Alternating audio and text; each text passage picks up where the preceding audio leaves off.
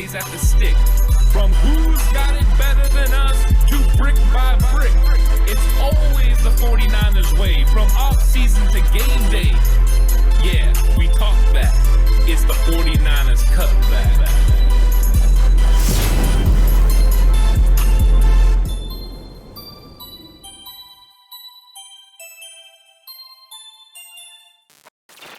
It's 49ers Cutback Podcast time. Welcome to the show.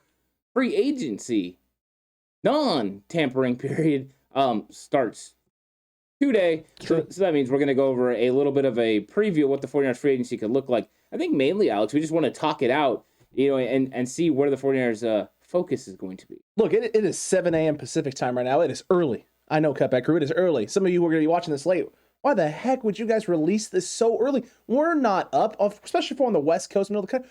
We're sleeping, boys. What are you doing? It's fine. It's A-okay. Look, we got to get this out now because the free agency frenzy, right? Free agency itself, this tampering period has already technically begun, and it's 9 a.m. 10 a.m. on the East Coast. It started at 9. So they're up, rip roaring, ready to go. People are doing stuff. They're tampering now because they definitely weren't tampering earlier, but it's A-okay. It's fine. But we got to address what has happened so far with the Niners, what the Niners have done, who have they re-signed and brought back of their free agents, who have they not yet re-signed, and then preview what's still left to go and what we think is going to happen, because a lot of potentialities, and a lot of possibilities. Yeah, there is. I think there's a lot of guys the 49ers could be interested in, and of course, there's all the ones that are kind of high price that you want to go out and grasp and find, but you don't really have the financial ways to do it. So the question is, do you spend the money, the high-priced money, on your own guys that are going to be in free agency, or do you reach out and grab other players? And then what value do you put on your players, and what value do you put on each position? I think those are some of the most important things that we need to discuss and go through, because I think the 49ers do show a certain way of handling free agency and what positions they put the most emphasis on. We haven't seen them go out and get a high-priced free agent cornerback besides Richard Sherman. Could they return to form and bring that back? I think they thought that was something that was going to be big for them.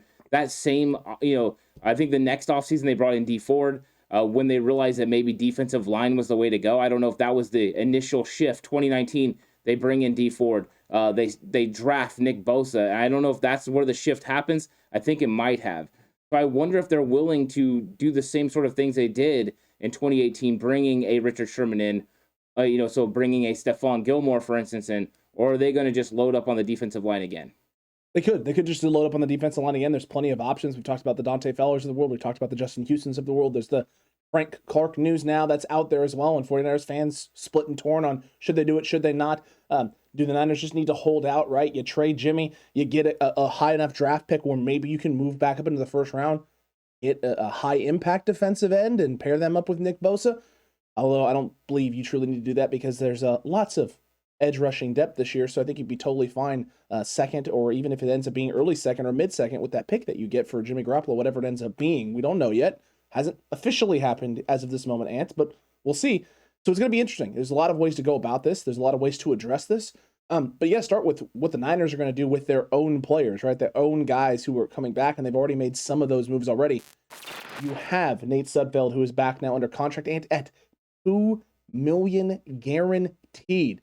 People freaked out about that number, and they can't believe it. Trey Lance seemed very excited and happy about that. And now you have, you have to include Jimmy's contract number currently in the situation for the San Francisco 49ers because it's there. They currently have $34 million tied up. As soon as you move off of Jimmy Garoppolo, you're going to free up $25 million of that, which means you're going to have about $9 million in just quarterbacks being spent for the San Francisco 49ers. Nate Sudfeld getting kind of guaranteed money there and being the stabilizing force behind Trey Lance. It also seems like someone was interested in potentially Nate Sudfeld being a starting quarterback in the league this year. Yeah, there's rumors that he has that ability and that maybe a team was interested in that happening. The 49ers latched onto him. Now the question is, at that $2 million, the amount of money he's going to make, I don't think they're going to go out and get another free agent. I think they might stick with Nate Sudfeld as the backup quarterback. They're going to be rolling into the season with Trey Lance and Nate Sudfeld. They're pretty confident in him and what his abilities are. Apparently, the one season in San Francisco opened a lot of their eyes to what he could be. Kyle Shanahan likes to stick with guys that he feels comfortable with, and I think he feels comfortable with Nate Sudfeld being able to run the offense, execute what needs to be done. And anyone that's seen Nate Sudfeld in training camp especially knows that he is a great thrower of the football. Absolutely. That is not a question. The question is, can he execute play in and play out? Decision making. Yeah, I don't know. But I do know that he will be able to put them in the right play, which we know Kyle Shanahan values a lot. And he will know what his reads are supposed to be. Will he make good decisions on those? I don't know. He hasn't proven to be a starting quarterback yet. But maybe he can be a nice guy right behind Trey Lance that can go in and win you a couple football games. We're just going to have to trust and see. I think all these guys were on our list. Tyrod Taylor, and Mitchell Trubisky and all these guys. It appears that it's actually Nate the Great Sudfeld that is going to be the backup quarterback for the 49ers. And Ant, if that means Nate the Great Sudfeld is on the active roster, we actually get to release our Acknowledge Him t-shirt. Oh, there you go. Caleb is the most excited person in the world right now. The fact that our Acknowledge Him t-shirt, which would, if the time ever came and he did make the 53-man roster, would be available at 49erscutbackshop.com, would be available for the world, and Caleb would buy up probably all of the stock. So if and when that time comes, Cutback Crew, and you would like an Acknowledge Him t-shirt, you have to beat Caleb to the punch, because he will be fighting you tooth and nail over there at the merch shop, Ant. But let's get into other guys, because the Nate Sudfeld situation is interesting. It definitely changes up some of the plan, and are you bringing in the vet presence that we all thought maybe the Niners would go after and try and bring in to maybe not shore up the quarterback room so much as provide kind of that stabilizing force? Niners kind of did that with Brian Griese, and we teased that a couple different times when talking about that Brian Griese signing, that maybe this signals that the Niners aren't going to be going with the vet guy, and paying Nate Sudfeld $2 million starts to lead you towards that. But the Niners did bring back Maurice Hurst and Jake Brendel, Ant, and the reason why we're putting both of these guys together, even though they play completely different positions, is both guys signed minimums, vet minimum salaries, but also the Niners use veteran exemptions on both guys, meaning they're paying them $1.035 million, but only $835 of which is going to be counting against the cap, meaning the Niners save about $200K on each guy. Yeah, it's a smart move. We talked about this a little bit in our videos, especially the offensive line. What about Brendel? Bringing him back made a lot of sense for the team. He's a guy that could be a backup behind Alex Mack, which he was during the season, but could also play guard. So he gives you some flexibility there. He's well liked in that room, and obviously Chris Forrester thought he could be a valuable part of this roster. And these exemptions are huge for the 49ers. I mean, it's going to save you salary cap space. Right now, the 49ers are up against it, but they have the ability to free stuff up. Maurice Hurst, is a good move, because you don't know what's going to happen with Kentavious Street. You don't know what's going to happen with Arden Key. And you don't know what's going to happen with DJ Jones. So making sure you have him, he would spend the entire season on your roster. Yeah, marred by injury. But at this price, I think you're willing to go give it another shot and see what he can do. It's a low-risk, high-reward situation with Maurice Hurst. I like it. I like what he can do from the 3-tech position. I like his pass-rushing ability. The 49ers are definitely doing things to make sure they are okay in case they lose some of their guys in free agency. Shoring up depth. That's what you're trying to do right now with these signings, and you did it. I think everyone likes Hurst's potentiality, right? What he could be. It's just about getting him on the field and healthy with the 49ers now at this point. The only good news is that other than this past season, I can't remember a time where Maurice Hurst was missing heavy amounts of games and with injury. So the good news is that this may have been a one-off thing, and it was all ankle stuff that he was dealing with. So he's had plenty of time to recover and recoup. He's had plenty of time to rest. He finished out the season with them not having him do a whole heck of a lot, not even being on the active playoff roster. I think the idea behind that was, maybe we can get this done without him. If we get it done, great. If we don't, this could be a cheap option we could bring back and run it back, and knowing that he's going to be 100%, as close to 100% healthy as he possibly can be with all the time off he had. On top of the fact that you now have Jake Brendel as well, that adds depth and shores up the line room in terms of a guy behind Alex Mack. Because you don't know necessarily what's going to happen with Daniel Brunskill yet, but we'll get there. We'll get to Daniel Brunskill, Ant.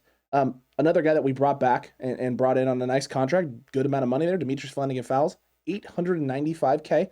So good number there. I really like that. I think you and I both had big concerns watching the All-22 film against the Chicago Bears, where he was playing not very great. However, since that game, definitely took strides and was moving in the right direction. Still an impact and a force on special teams. No matter what he's doing, what he's playing, he's always been a guy who's been kind of a key stabilizing force with the special teams. When he's not out there on special teams, it's noticeable. You have a guy who is going to have a big impact on special teams, a special team stud, as you put it and have stated, and a guy who is still developing and has shown definitely development from middle of last year to the end of last season. Affordable. That's what Demetrius Flanagan-Fowles is. So then he becomes valuable to your roster. the different things that he can do. The fact he stepped in football games this season when Dre Greenlaw was out and when Marcel Harris and Azeez Al-Shire were out, and he started football games for the team and he held his own. Those are good situations for the 49ers. Now you have depth at the linebacker position. Whatever you decide to do, with Azeez Al-Shire, with Dre Greenlaw, at least that you have Demetrius Flanagan-Fowles that can be the fourth guy off the bench. He can come in and fill in the roles that he needs to fill. This ensures you in case you can't bring back a Marcel Harris or you can't ultimately keep, Azeez Al-Shire. Is it the best situation to have Demetrius Flanagan-Fowles starting football games for your team? No. He's not as good as Azeez Al-Shire. But what he is he's a option that can get you through a couple games. You can put him in key situations on the 20 to 25 snaps he will play in base 4-3 sets to be successful. So I think that this is one of those ones was a no-brainer. You bring him back. You've been developing him. He's another safety that D'Amico Ryans and this 49ers defensive staff have turned into a very good linebacker. And so now you're just going to hold on to him and see what he can continue to develop into. These are solid moves by the 49ers. And whenever it's low cost, it just makes a lot of sense. Because even if Demetrius Flanagan-Fowles isn't good enough to make this roster, he's a nice 90-man roster piece. But that salary is not going to come back to bite you in the butt. No part of it is going to, Ant. And you're right. It's a brilliant decision. It's a smart decision. It's what you needed to do if you're the 49ers. You get that depth. You get a guy who knows your system. And can continue doing the things you need him to do. And you hope it pans out in the right direction. But if it doesn't, or if another option becomes available that allows you to improve the room without having to necessarily overpay, it's not going to cost you a whole heck of a lot either to move off of, and it didn't cost you a whole heck of a lot if you decided to keep him around as well. So this will be an interesting one. We'll see. And speaking of other affordable options, Ant, and other guys that we can talk about here, Ant, who are on the cheap for San Francisco 49ers, Kevin Gibbons, JaMychal Hasty, and Colton McKivitz, all three guys signed $895K contracts as well with the San Francisco 49ers, all coming in on minimum salaries that aren't going to cost the Niners a lot of money, that know the system, have played well in the rotation and in the role that they've been designed. And Colton McKivitz is someone who a little bit different. Maybe not someone who's played well or filled the role, but definitely a guy who last year we expected to make the 53-man roster, ended up not making the 53-man roster, was on the practice squad and was constantly around and within the rotation. They still feel like there's some development there. They saw enough out of him to want to bring him back and continue going forward with Colton McKivitz's development and seeing what he can do. We're going to see what that pans out for San Francisco. But again, three more guys that you just added back to your roster. Cheap contracts, not going to cost you a whole heck of a lot, who know your system, are going to be able to push and compete with whatever guys you bring in the rest of free agency and in the draft. Yeah, it makes sense for Colton McKivitz. He's the guy who started at left tackle when Trent Williams was out against the Rams. It wasn't Jalen Moore. It was Colton McKivitz. And he held up. I mean, it wasn't a tremendous performance or anything like that, but you saw with some growth. If he wasn't able to make the 53-man roster, but he responded and able to produce for your football team when his number was called. In a huge game. Yeah, those are the guys you want around. Those are big value football players for your team. So he's a guy that obviously they believed in since they drafted him out of West Virginia, and they're going to continue to develop him. He's going to have to go out there and prove it this year. Justin Skule will be back. Jalen Moore will be improved. There's going to be a lot of questions in that, the tackle position. Also, if they bring back, Daniel Brunskill, it might not be in a starting role. In that case, he could also be the swing tackle. So there's going to be a lot of decisions along this offensive line, but that's what you want. Tough decisions. Colton McKivitz hopefully can continue to get better, but at that price, yeah, you're definitely bringing him back. It's a low risk, high reward scenario if you're the San Francisco 49ers. You've seen the progress and the production. You've seen the play in him in that Rams game, and while it wasn't perfect or great, it was good enough to help you win a football game. And that's what you're looking for is, okay, if you're able to do that, let's see if they can build any more, and let's not have to pay you a bunch of money to see if that can happen, Ant. Those are positive things for the San Francisco 49ers. It's definitely a positive thing for McKivitz because his coaching staff he's familiar with, system he's familiar with, and expectations he's familiar with. A lot easier to perform when you know what's expected of you. A lot easier to grow and be able to become a better version of yourself if you understand the process and what you're supposed to be and where you need to be and the steps that you need to take in order to get there. So we'll see. We'll see if that pans out for McKivitz. Hasty as well, bringing him back as well. He's played a good role on third downs. The question is just now health with him. So you're not having to spend a whole heck of a lot to see if he can stay healthy and continue to produce and develop at a higher rate. But I think the Niners are still going to be looking at the running back room and wanting to upgrade it. It doesn't hurt to want to bring in some more veteran guys or even potentially draft another young guy or just bring back some other people. And let's talk about bringing back people because there's still a whole host of names, and a host of names that the 49ers could still re-sign, starting at the very tip top of that list being Lincoln Tomlinson, who hasn't officially signed anything, teased, I guess, a little something yesterday, maybe, possibly, said thank God with prayer hands emojis on Twitter, and everyone thought that it meant something, but as of right now, nothing's happened. I think he has an idea of what his market's going to be. Oh, there you go. I really do. I think, they talk about this being a non-tampering that's coming up, but we all know that people have been tampering. They're using back channels. These agents are finding out, what the worth is going to be for these guys on the open market. There's plenty of ways to do it. The teams do the same sort of thing. The teams reach out to a bunch of different teams, talk about, positions and values and trades, and they're trying to gauge exactly what these teams are looking for roster-wise, but also looking for what they're willing to pay for, the most value. If it's offensive line, you have a pretty good idea. So I think Laken Tomlinson's one of those guys that's high on the 49ers list. He might be priority one. The question is, at what money is he going to get? Cincinnati, Miami, will they overpay to bring in Laken Tomlinson? If they do, the 49ers might not be able to match it, because I think if it goes to double digits or more, I don't know if John Lynch and Parag are going to look at it and be like, you know what, that is what we're going to do. Because we know Parag brings numbers to John Lynch. They talk about him, and they set a number. And if the player goes over that number, they don't bring him back. So they have a value on each one of these guys. What is Laken Tomlinson's value? I believe it's around the $10 million mark. I think anything over that, and I think he's gone. So it's going to be an interesting signing. And I think, don't you think he's priority one, though, for the 49ers? As of right now, it feels like it. It feels like he's priority one, and I don't hate that. I don't hate the fact that he's priority one, because I think having an O-line to stabilize for your young quarterback in his second year in the league, and really, it would be his first year playing significant football since, the 2019 season. The 2019 season for Trey Lance. It's been that long. Yeah. So we're talking a heavy amount of time for Trey Lance to get back in the swing of football, and he's going from FCS football and FCS Division I football to the NFL. Now, he's had the full year, right, to understand, look at the system. We've seen him play a handful of games for the San Francisco 49ers, so we all know what that potential is. It's a lot easier, though, for him to be able to go out and execute if he's got a stable O-line that can protect him and help establish that run game. Lincoln definitely does those things. Jason Verrett, another name as well the Niners can bring back and still could be doing stuff with. Hasn't signed anywhere yet. Imagine his market value and his number is going to be pretty low in terms of what teams are going to want to pay him. I think this is definitely a name that the Niners can bring in that's going to be cheap and not super expensive. Yeah, I think he makes a lot of sense for the 49ers. I think he wants to be here. I think that the 49ers want to bring back Jason Verrett because he has versatility to that team. He can play on the outside. He can play in the slot. And I think those are things that are good for the 49ers, versatility. But one thing that people haven't been talking about is his leadership. He was one of those guys that was a big-time leader for this football team. And in fact, even through injury, stayed a leader on this football team. And so we're going to be talking about a couple of guys like that on this roster. So sometimes, the value they have in the locker room is even, a value you have to put on them and make sure they come back. It's not all about the field. Sometimes it's in that locker room too. Some of these guys are like glue, and they really help your football team. They help these guys play better together. I think Verrett's versatility and then leadership is a reason to bring him back. And the fact that PFF set his market value at $3 million, I think that's something the 49ers could definitely do. I think they would love to bring this guy back on the veteran minimum, with one of these exemption deals. I don't know if he'll go for it, but we'll see. We'll see what Jason Verrett's willing to do. The fact he's willing to give it another try, I'm optimistic about what he could do this season because he has all-pro potential. But for some reason, he just hasn't been able to stay healthy, and it really sucks. He's a good guy, but I hope maybe this year he can produce for the 49ers.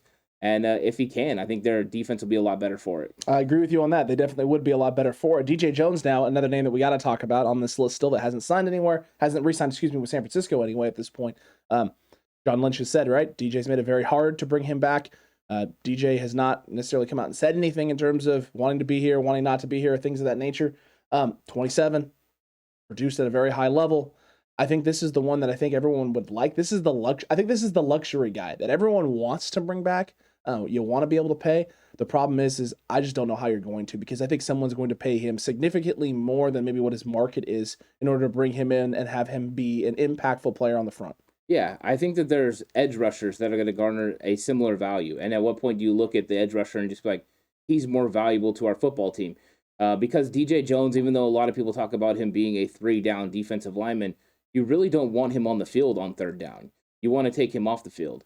You want to have a really good pass rusher in there that has a lot of flexibility. We got later into the season, most of the time DJ Jones wasn't on the field in 3rd down, unless it was 3rd and short. You had Arden Key and Samson Ebby come on that one side.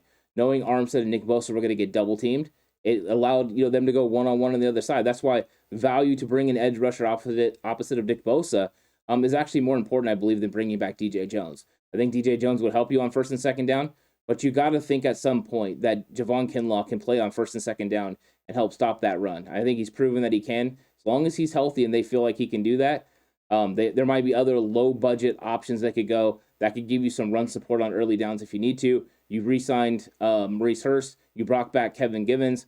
But I think you feel a little bit more comfortable on the interior defensive line. It might be time to move on from DJ Jones. Niners have already signed Kevin Gibbons, right? They already brought him back into the fold with this group. So for me, this is what makes things like that make this harder, because you do have Javon Kinlaw and the unknown that is Javon Kinlaw sitting there in the fold and sitting there in the wake, ready to potentially break out. I mean, we're all hoping he can break out, but he's got to be healthy first, right? Yeah. I think the Niners have a good idea of this, but I think you're right. I think the fact that there are going to be bargain basement guys out there that I think could do similar things. I think BJ Hill is a name that we've talked about in our defensive line video. Yeah. That the Niners are going to be interested in and wanting to see if they can bring him into the fold. Because while he's not DJ Jones necessarily, he's still a fairly young option ant who's done some very good things in rotations. And the Niners feel they have a very good coach in Chris Kasarik, who knows what positions to put these guys in and finds a way to put them in positions to be as successful as possible. BJ Hill could go from having a good year last year with the Cincinnati Bengals in a rotation to having an even better situation and better year with the San Francisco 49ers, playing in a similar type of role with a better coach and better potential. Maybe not better potential players, but there are definitely better players in San Francisco on the front four than in Cincinnati, but there's definitely more depth in San Francisco than there was in Cincinnati. So that is an option as well, but I think this is part of the reason what makes DJ Jones so hard to bring back. Well, and I think it's DJ Jones and Arden Key. What is their value? Because we know DJ Jones, there's talk that he's going to get $8+ million. There's talk that Arden Key is going to get $6+ million. That's over $14 million in salary cap. If you're going to spend over $14 million or close to $14 million in salary cap, Chandler Jones's salary cap number prediction is $15 million. Yeah, he's like an all-pro caliber football player. He's also said he wants to win, which means he's not going to take 15. He may not take 15, but I'm just saying, if you go straight across, I would rather have Chandler Jones than DJ Jones and Arden Key. To me, that is a better situation for the 49ers. You can find people to play. You can draft someone, an interior defensive lineman. You can sign somebody else. You can try to convince Ndamukong Suh to take less money, come in for one season. Any of those things make sense. Chandler Jones on the outside, have Samson Ebukam now be a guy that can be a rotational piece. If you're rushing Chandler Jones and Samson Ebukam on the same side, I think that makes a lot of sense for the 49ers. So to me, that would be a move I'd be willing to do. Now, you have to convince Chandler Jones to want to come to San Francisco. But I think that when you're looking at money, to me, that just makes more sense. I don't know how you feel about that. I hadn't actually thought of it like that. I hadn't thought of that before you brought it up. Look, I think everyone is enamored and intrigued with Arden Key for a specific reason, and that was the production through a portion of the season once we figured out what his role was. But just because something's happened once does not mean it's going to happen again, right? Just because someone does something once, just because something happens one time in a moment, doesn't mean that thing is bound to or is, destined to continue to occur. Do I think that it's likely that Arden Key continues to produce at that level? Yeah. Do I think that that's potentially only possible in San Francisco? Also, yes. San Francisco may just have the right formula and the right guy to bring out what Arden Key does. We've actually seen this a whole heck of a lot with Chris Kasarik in the past with guys play for Chris Kasarik. Guys do really well and go get paid and then don't play that well ever again throughout the rest of their career unless they're back with Chris Kasarik. Harry Hyder is the perfect example of this. With him in Detroit, fantastic numbers. Without him, not very good. Comes to San Francisco, really good numbers. Goes to Seattle, not that good. There are sometimes, right, guys in moments in time in the sport that just play well in a system and play well with a coach. Now, Arden Key could go bet on himself and prove me and people who think that completely wrong. Or he could go make it a fruition. It's not guaranteed. It's a risk either way.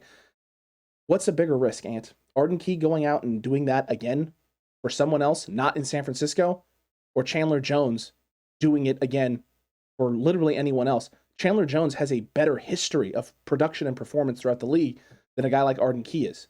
So if I'm looking at it that way, based on what I know, right? The devil I know and the devil I don't know. I'm sorry, Arden Key, as much as I know you, I've seen enough from Chandler Jones to know that production is still high, whether he had help or not. And in San Francisco, he's going to have a lot of help. Yeah, and I've seen 15 sacks out of Chandler Jones in a football season, and that's in 16 game season. That's impressive. You add the fact that Armstead and Nick Bosa normally get doubled. So now what are you going to do? Are you going to double Chandler Jones and Nick Bosa on the edges and let Armstead and Samson Ebukam rush one-on-one in the interior?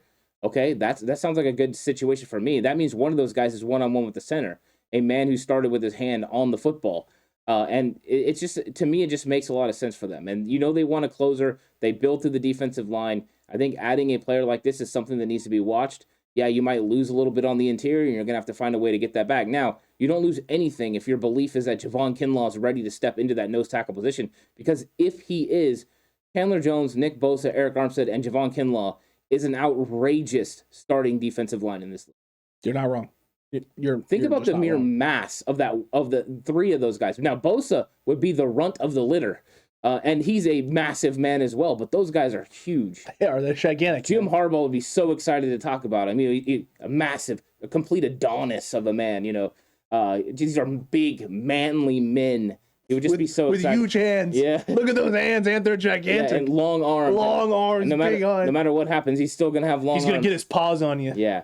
No, I just think the possibilities of adding someone like Chandler Jones makes sense for the 49ers if you were going to pay DJ Jones and Arden Key. Now, if you were deciding not to pay DJ Jones and Arden Key, but you allocate that money somewhere else, like a Stefan Gilmore, for instance, also true. That would be a little bit of shift of direction. That'd be closer to what they did in 2018 with Richard Sherman, but Sherman was coming off an Achilles. Because he's coming off an Achilles, they got him at more of a cheaper rate. Everyone understands that. Yeah, you got a discount. That's why I've tried to have this conversation with a few people, and that's the one detail. They've already shown that they'll go after a big name corner. They went after Sherman. Well, yeah, they went after Sherman coming off of an injury in which no one was going to be willing to pay him what Richard Sherman thought he was worth. Like, that's the reality of the situation, right? It's the right moment in time, and you strike. You strike at those moments. Was it a risk? 100% it wasn't a risk. Did the risk pay off? He got to a Super Bowl, so I'd say, yeah, the risk paid off. And he didn't play badly in that Super Bowl. I mean, he was fine. So you sometimes have to take those risks. Now, sometimes those risks are betting on a guy who's coming off of an injury, a la Jason Verrett, a la Raheem Mostert as well, a guy that the Niners could still re-sign. And sometimes that risk is maybe paying a little bit more than you typically would for a position that you think you don't necessarily need the best available guy in order to be able to compete and contend. But again, if you're going to go all in, if you're going to do some things like that, then maybe Stefan Gilmore makes sense. Maybe you pay a little bit more.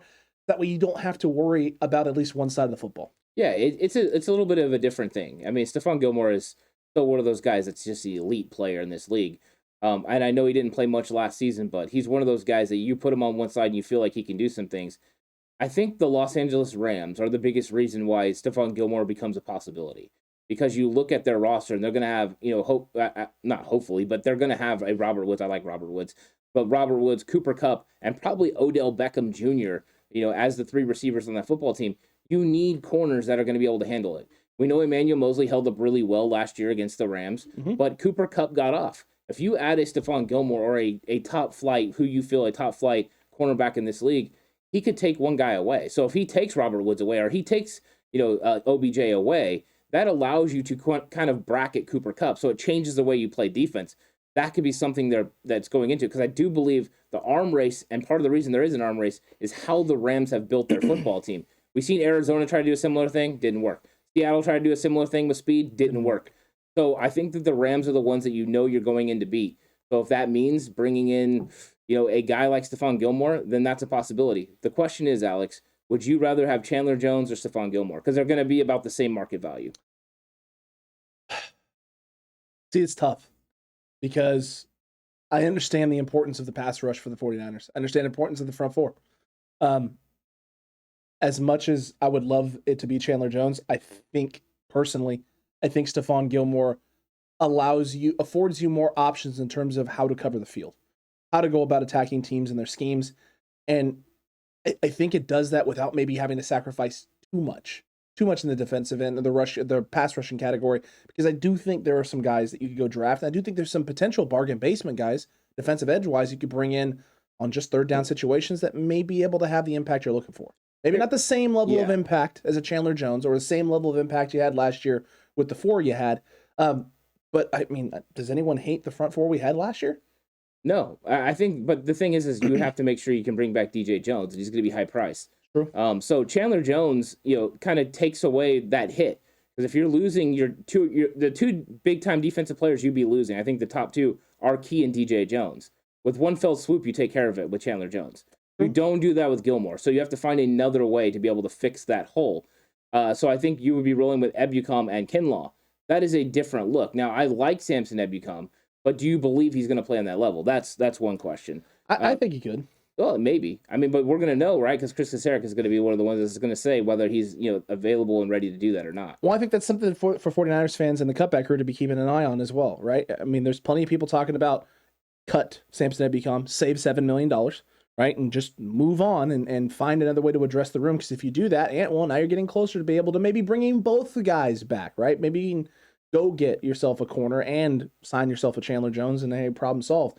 The only thing is, right, is I think Chris Kasarik will be the determining factor in whether or not that's the case. If Chris Kasarik believes this guy is ready to go this year and could take an even bigger leap than he took last year in the season, the way he progressed and developed, then the Niners aren't going to do that. I think best case scenario then is that you re-sign and extend Samson Ebukam, maybe save a little bit of money this year. But the Niners could decide to do that. I mean, they could do that today. They could do that tomorrow. They could do that Wednesday because they have all the way up until 4 Eastern, 1 p.m. Pacific time to get themselves under the salary cap. So that's still a move that could happen. It's something that the Niners fans need to keep an eye on. Yeah, I think they need to keep an eye on all the extensions, all the restructures, and possible releases. If you're releasing Samson Ebukam, it's to make a big-time move for a defensive end. Yep. You're not bringing in you're not cutting Ebukam without bringing in another edge rusher. I don't know if I value Arden Key over Samson Ebukam because Arden Key didn't play as well in 3-down situations as Samson Ebukam did. I thought he played better against the run. He was more stout that way, and I thought he gave you a lot more flexibility, just playing on the edge in the wide 9. I think Arden Key was good in the situational pass rushes, but I'm not paying $6.5-7 million over another guy I would be paying the same amount of money for to do that. I want the guy that can play in all 3 downs. So I'm going Samson Ebukam over Arden Key. Agreed. Even though his numbers weren't as good, I felt like that as the season progressed, Ebukam got better and better and better. He started getting more sacks, more pressures, getting after the quarterback more often. He really started to settle into his role and what he was allowed to do and how he's supposed to be getting after the pass rusher. Also, let's not forget, this was the best front four we've seen for the 49ers in the past handful of years in terms of playing against the run. The fact that this group was able to stop the run with 7 guys in the box and not having to walk down to safety at times was absolutely phenomenal, incredible. And a lot of that goes to that front four, and a lot of it goes to Samson Ebukam's development, as well as Eric Armstead moving into the interior and DJ Jones winning against double teams. All of those things are true. Do you need to have Arden Key back in situations if you can have that front four, that same front four, going up against runs and making it really hard and putting teams in 3rd and long consistently? I don't know if you do, because I think if you can get teams into 3rd and longs, I think you can find a guy that has similar skill sets to Arden Key to replicate what he did in those pass rushing situational third down role in that kind of sense. Right. Yeah. I mean, here's the thing. Would you rather have Stefan Gilmore and Dante Fowler, or would you rather have Chandler Jones and DJ Reed? Either. They both sound great to you? They both sound fantastic to me. I'm just asking, because I mean, I'm sure there's some sort of different value from people that are listening or 49er fans. Look, if I had a preference, right, I want Stefan Gilmore and whoever the other guy is, if I have a preference. However, I understand, there's risk rewards everywhere. There's certain things that you have to sacrifice across the board. And you're telling me we can get Chandler Jones and DJ Reed, a guy who the Niners used to have that didn't want to lose, that's definitely developed during his time away from San Francisco with the Seattle Seahawks. I don't hate that move, especially if you're bringing back a guy like Jason Verrett now, and now you have DJ Reed, you have Emmanuel Mosley, you have Jason Verrett, you have 3 guys who, Jason Verrett could play in the nickel, in the slot. You could move Emmanuel Mosley if you wanted to on the inside. I'd prefer to see Verrett there and have Mosley and DJ Reed on the outside. I don't hate that room. No, DJ Reed can play in the nickel as well. Correct. He did for San Francisco. So you'd have a lot of versatility with all 3 of those guys. They could play anywhere you wanted them to play. Especially depending on the matchup, right? Yeah. Certain teams, a guy may match up better with who your slot receiver is. Yeah, I think there's a lot of value to that for sure, especially with the quicker slot receivers is the trend here in the NFL. The other thing we got to talk about is a priority free agent, I believe, for the 49ers on offense is Raheem Mostert. Agreed with you. You brought him up for a second, but we haven't really talked about Mostert, and I believe the Niners should put a huge target on this guy. And I know, people are starting to get nervous about him going to Miami, and I do believe Mike McDaniel is going to make a push. But once again, this would be Raheem Mostert walking away from a San Francisco 49ers team, not only that stuck by him, but that he was a leader of. And sometimes that is important. And I'm sure that they're going to make the full court press, but they're going to have to come close in the money. Do you think they can come close in the money to be able to tempt him to come back to San Francisco? Absolutely. It's not going to be a lot of money. I think at most it's $3 million. Oh, you think at most $3 million? I think it's most $3 million. See, for me, I think at most $5 million. You think so? Yeah. I mean, I could see it. I could see it. But I mean, I don't know if it, like this is the problem with me, right? This is why I would make a terrible GM. The logic part of my brain goes, you don't pay him more than what he made the past couple of seasons because he hasn't been able to stay healthy. But then there's the part of me that understands, right? A team is going to look at the skill sets, the things that he brings to the table, how explosive and dynamic he is. And yes, someone would be willing to overpay. I think if the Niners can get closer to $3 million, that even if a team comes in with 5, I don't know if Mostert jumps at it. Well, I think you can find creative ways, right? Just because Miami offers him $5 million doesn't mean the 49ers can't come in with like 3.5 with incentives to put it over $5 million. Yep. So I think there are ways to do that and ways to figure it out.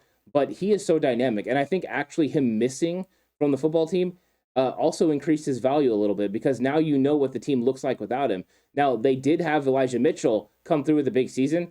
But if I'm Mostert's people, I'm like, yeah, but did he have those explosive plays? Was he breaking for touchdowns? Hey, he had a lot of 20. He led the league in 20-plus yard runs. That's great.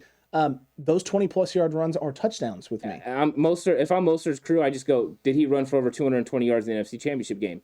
Because if he would have, 49ers would have went to the Super Bowl. Like, that's literally my opening lead. And we know Mike McDaniel's going to be like, oh, yeah, come on, I want to pay you extra money to come here. So I think it's going to be something that's going to be interesting to watch, but I think they have a value on Mostert, and I think they will bring him back. The question is, who are they going to be willing to move off of to bring him in?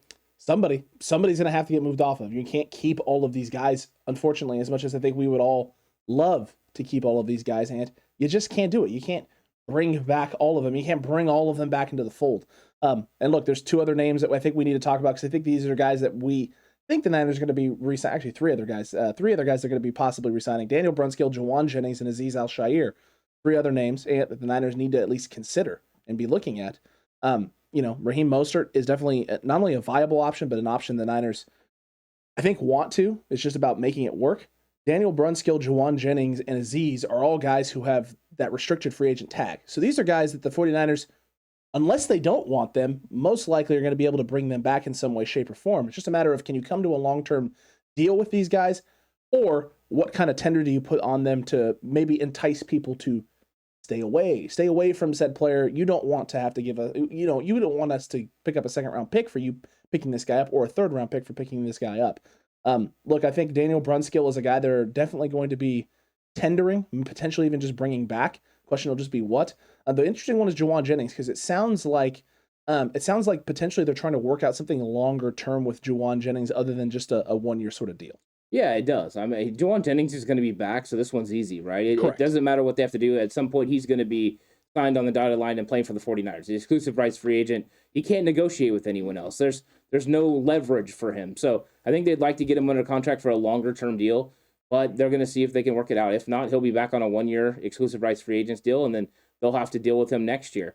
But I don't think they want to. Now, as far as Daniel Brunskill goes, I think they're just going to put a right of refusal on him, which means they can just match whatever somebody else gives, because they're not going to want to pay him $3.9 million by putting a 2nd-round tender. They're definitely not going to put a 1st-round tender on him.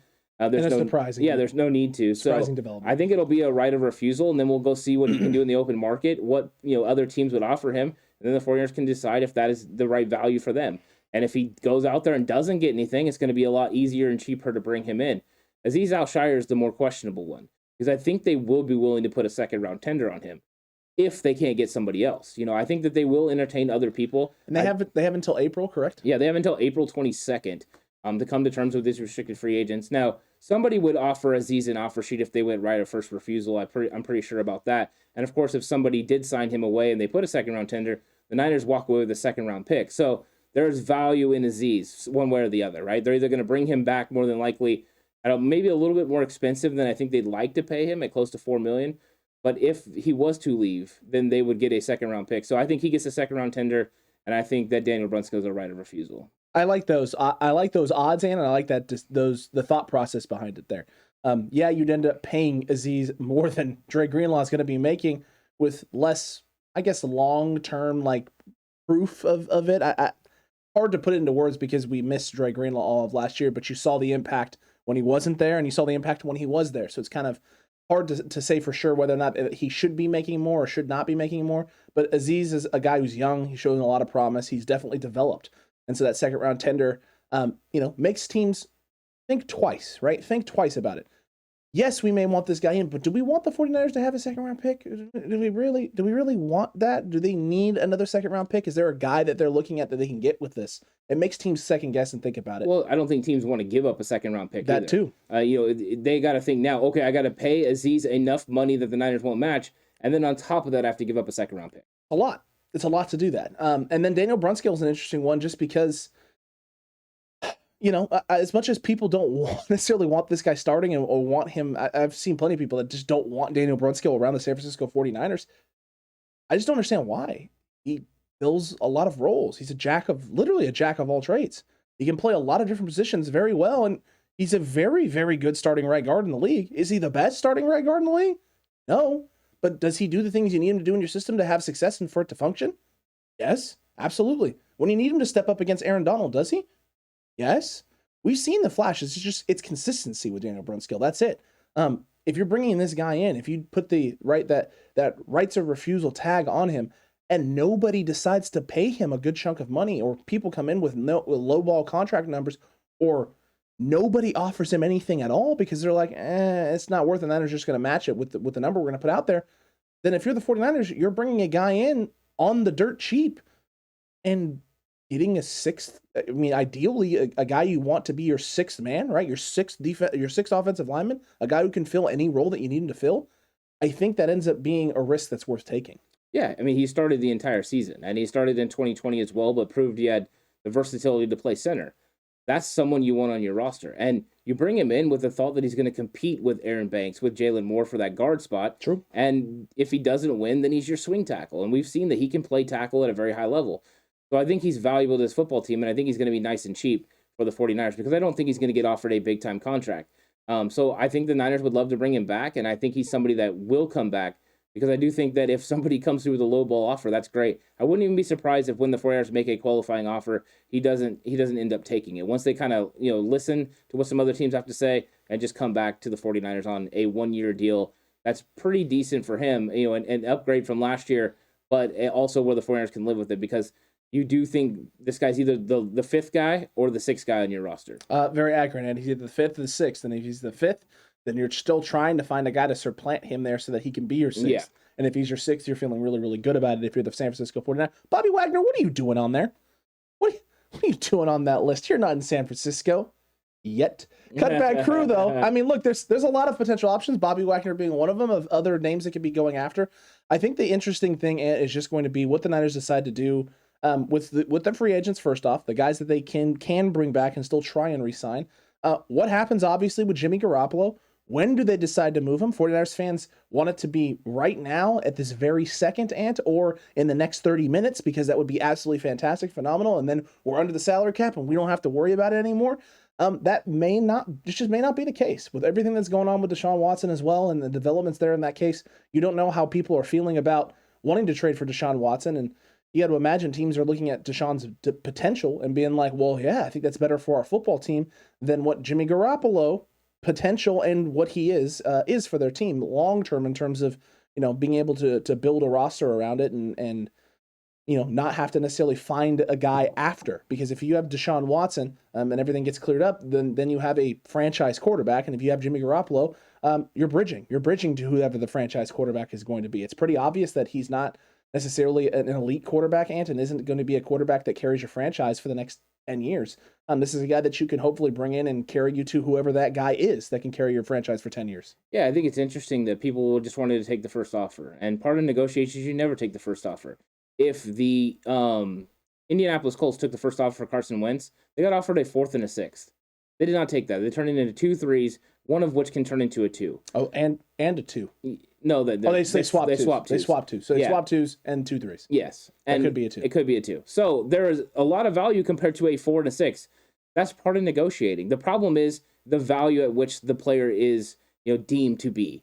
And I think a lot of people would trade him for a burrito from Taco Bell. I mean, that's really what it comes down to. And that's not the value that the league sees for him. And I think that's just sometimes the fan over exaggerates or the overreaction Monday. It definitely happens sometimes. But Jimmy Garoppolo is worth draft picks. The fact Middlecoff came out and said that a second-round pick had been floated means the 49ers have potential to get a second or third-round pick out of him or more, and they're just sitting on it knowing that there is a time crunch. Because people say, well, you could just cut him, and then we could just sign him. Yes, but then now you're competing with 5 other teams. You don't have that rights. When you trade for him, you have him.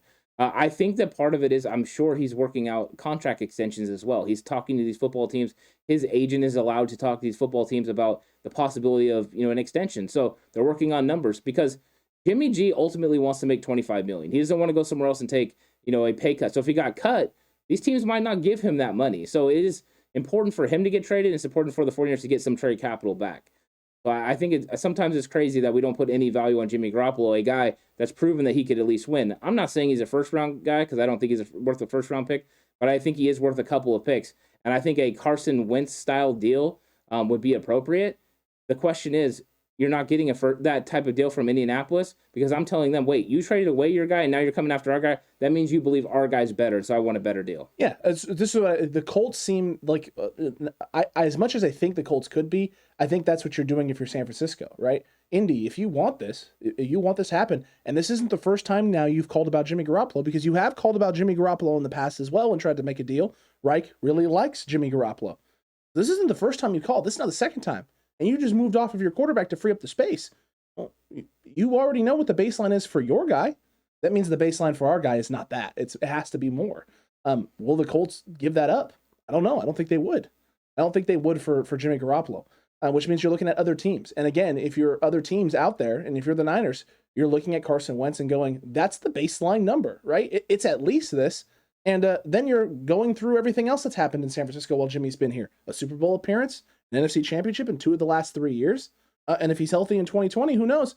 So I get it. There's health. There's all of those things. He's coming off the shoulder surgery right now. That's fine. You need some time. You take some time. Go through his medical. Go through his eval. Go through all of that. Talk to his agent. See if you guys can work out a long-term deal. But the Niners aren't going to be in a rush about this. And as much as that drives 49ers fans crazy, there are other ways for them to free up the money so that way they're under the cap come Wednesday, come that 4 p.m. Eastern time number, and the Niners aren't hamstrung. Well, there's a couple different ways to look at the deadline. I mean, some people are looking at the deadline that the 49ers lose, kind of their leverage the closer we get to the deadline. I could tell you that they don't lose their leverage. What happens is these teams start to kind of get frustrated because the 49ers can start playing it up. Okay, you know what? We're getting to the deadline. We're going to make a decision here. It looks like we're going to go with the Colts deal. The Colts offered us the most. And then the other team's like, wait a second. No. Like, I'm willing to give you more. Because when you get to a deadline, you get to a final point where you have to make a decision. And especially if teams feel like the move's coming, right? This is why you and I talked about this pre-show. The Niners may be waiting until Wednesday to start doing all their restructurings and extensions and all this stuff to move money around. Because by waiting, right, by not doing any of this now, by not necessarily releasing all the stuff that they're doing behind the scenes currently at the moment or making it official and finalizing it, teams may be feeling like their plan is to move Jimmy Garoppolo to get under the salary cap, meaning in their heads, right? It's Wednesday. They're doing it Wednesday. Wednesday is the day they're going to make their decision. So you start getting that sense of, if we're not in the conversation by Wednesday, early in the afternoon, we're not getting this guy. Yeah. And maybe we need to ramp it up a little bit. Usually deadlines are what produce results. I mean, that's usually what happens. Like, oh no, here it comes. I have to do something. My back's against the wall. And until then you're like, okay, the other team can be like, okay, we'll wait. But at some point, right, the rubber meets the road and you have to make a decision. And I think that Wednesday will be the last time that you could possibly think about it, but I won't be surprised if he doesn't get moved a little bit earlier either. I won't be surprised, and it could be happening right now as this video is premiering, and we could be breaking and interrupting this right now to break Jimmy Garoppolo. Right.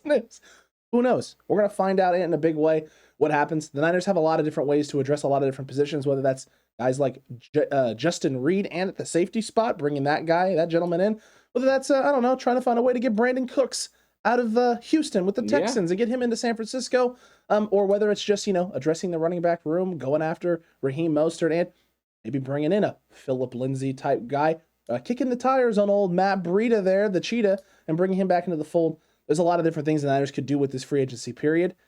And we'll see. We'll see what moves and what is in store for San Francisco, what guys they decide to bring in. Cutback crew, Let us know of the guys we just talked about, of the 49ers free agents, which ones do you want to see back in San Francisco? What decisions do you not want the Niners to make? Do you want them to address edge rusher? Do you want them addressing corner? Screw all of that. Bring Bobby Wagner in and forget the rest. Or, what's most important to you? What do you value most? And if you could trade Jimmy Garoppolo today, what would you trade for him? Is it a burrito? Is it a burrito like Ant said, or do you want a little bit more for that? Yeah, I at least want a taco truck burrito out of that. But no, I think that the question I have for Cutback crew as well is, would you rather have Chandler Jones or would you rather have Arden Key and DJ Jones? If you were making a decision there, would you take 2 for 1 or would you rather have Jones? I think I know where a lot of people are going to go on this, but I am curious what people's thought process is. But it's going to be a fun week and a fun conversation because once the 49ers start making moves, it's going to reveal their intent for the season and how this roster is going to be constituted. And I'm excited about it because this is the first wave of what the next season is. Once we know what they're going to do in free agency, then we know what they're going to do in the draft, or at least it reveals it to a point. Because last year they threw everyone for a loop with Banks and Sherman draft picks. I'm sure they'll do something similar this year. That's just how they roll. But it's going to be fun, and this kicks it all off. It does. The free agency frenzy is here. We hope you enjoyed this preview. Comment down below which you would prefer, DJ Jones and Arden Key or Chandler Jones, as Ant just said. And who knows, vote in the poll that's up as well about that right there in the live chat feed. Also, Ant, make sure they subscribe. They need to subscribe. Become a member of the Cutback crew. Hit that like button as well. Hit that notification bell. That way you don't miss breaking news because it's going to be breaking all week long. Yeah, it's going to be a fun week. We're going to be coming in and out depending on when guys sign. We're going to try to make ourselves available as much as possible. But we want to have all the conversations. So if you see us on, jump on, let us know what you think about the move.